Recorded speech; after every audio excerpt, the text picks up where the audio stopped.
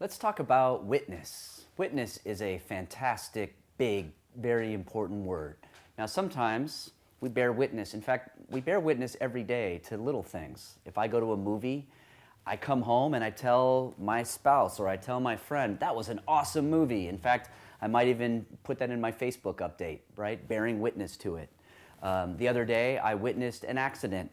This woman ran a red light, went around some cars, plowed into another car, and then declared that she was innocent when she was totally at fault. I went over to the police officer and I said, I saw exactly what happened. I want to testify. I wanted to bear witness to what I had seen. We get to do the same thing, but Jesus calls you and me to be his witnesses. He says, you are my witness, not just to an accident, not just to a movie, but to the Son of God, the one that transforms our lives from the inside out, the King of Kings.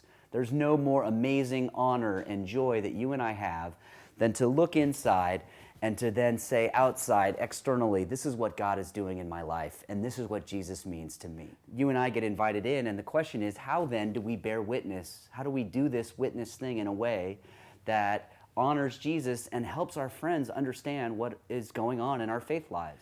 Bearing witness is something that happens every day in our faith life, but then particularly when we're talking about our testimony, we're talking often about coming to faith or a turning point in our lives. So that's what we're going to work on for the next few minutes, is testimony that is turning point in our lives.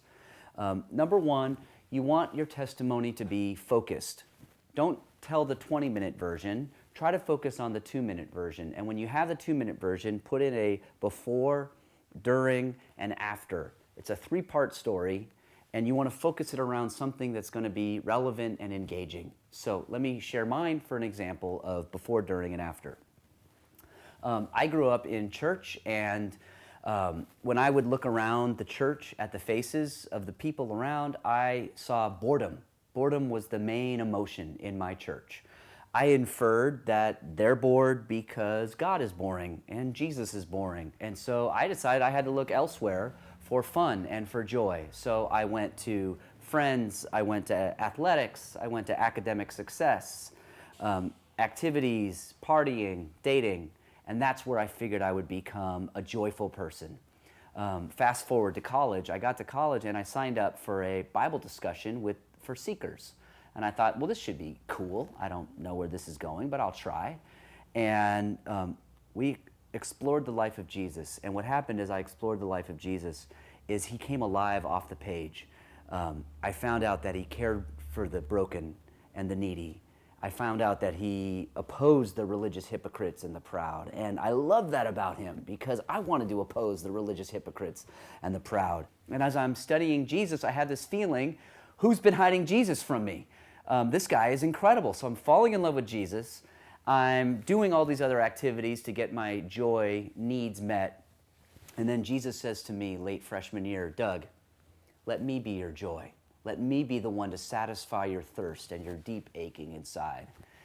And I reluctantly, after several months of struggle, decided to lower my guard and let Jesus be the one that makes the difference in my life.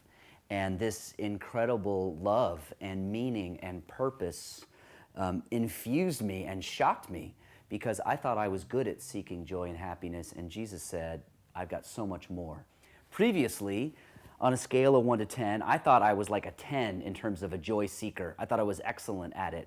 And then I give my life to Jesus, I open my heart, and he brings this incredible meaning and love and joy in my life, and I realized, oh my goodness, that's a 10. I had been settling for like a 3. What I've had since that decision is I've been able to follow Jesus in the ups and downs of life. Things are still hard in my life, but I have Jesus to lean on and look to, and he turns suffering into beautiful things and provides for me his own life day in and day out. He's been good to that promise all the time. How about you? Where do you find your joy? Where do you seek happiness? And how's that paying off for you? So there you have a little bit of before, you have a little bit of during, a little bit of after, followed by an invitation. I suggest that every testimony follows with an invitation because I don't want to just let you listen to my story and not get involved. You want to involve the listeners in the story. So how is that for you? What do you think? Where do you look? What would it be like if God offered you joy? Those are invitations. In addition to being focused, you want to find ways to be engaging with your language and with your story. Not just Christian mumbo jumbo, but language that relates to a non-Christian, and finding ways to work that into a conversation. And then if you don't know how to frame something, I would recommend you use Luke 15 as a way to tell your story. We can kind of break life into two camps. One is the prodigal son who walks away from God, who leaves the father's house, goes and has all kinds of crazy living, and then at some point makes a choice to come back to the Father. That may be your story. That's a lot of my story. You may not relate to that. You may not have a cataclysmic moment in your life where you came to faith. You may be more like the older son. You may have grown up around God and grown up around church. But at some point, whether you're the older son or the younger son, the Father invites you into a deeper relationship. The Father invites you to love Him and trust Him and live with Him more closely. So if you don't have a younger son kind of a story, why don't you tell an older son kind of a story, and how Jesus has invited you to experience a deeper experience of His love and power. Turn to your neighbor and tell your story. Tell a before, during, and after. Shoot for about 2 minutes and become comfortable using language that would be engaging for a non-Christian. Thank you.